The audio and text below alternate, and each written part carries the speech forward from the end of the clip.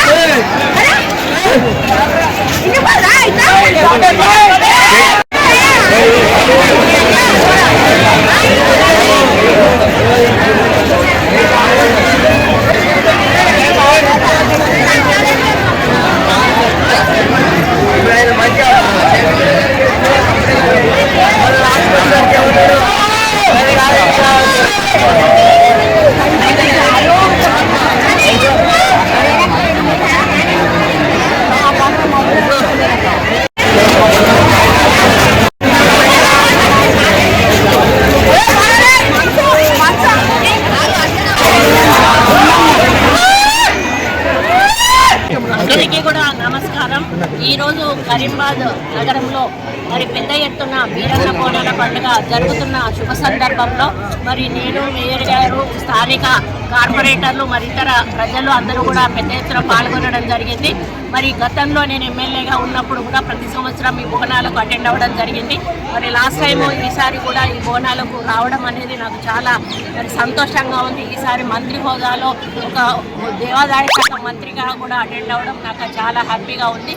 మరి ఈ బోనాల సాంప్రదాయం గత శతాబ్దాల క్రితము ఇక్కడ ఏరియాలో ఉన్నటువంటి ప్రజలందరికీ కూడా కలరా రావడం వలన ప్రజలందరూ చనిపోతున్న తరుణంలో అప్పటి పెద్దవాళ్ళు మాకు మరి ఎందుకు ఇట్లా జరుగుతూ ఉందని ఆలోచించి వాళ్ళ దైవమైనటువంటి కుర్మలు, వాళ్ళ దైవమైనటువంటి వీరన్నకు మరి దండం పెట్టుకొని మాకు ఈ యొక్క ఇబ్బంది పోతే మేము మీకు బోనాలు, బెల్లం బోనాలు సమర్పిస్తాం తండ్రి అని మొక్కుకోవడం జరిగింది.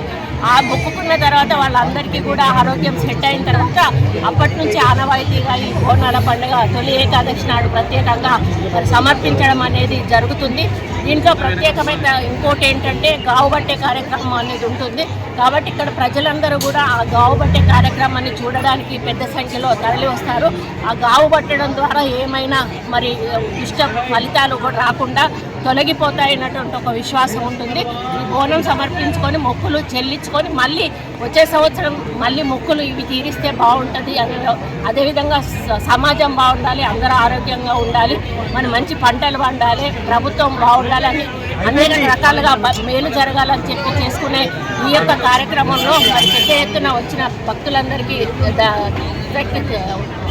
అడ్వాన్స్గా వాళ్ళకి శుభాకాంక్షలు తెలియజేస్తూ మరి ఇలాగే ప్రతి సంవత్సరం కూడా జరుపుకోవాలని కోరుకుంటూ సెలవు.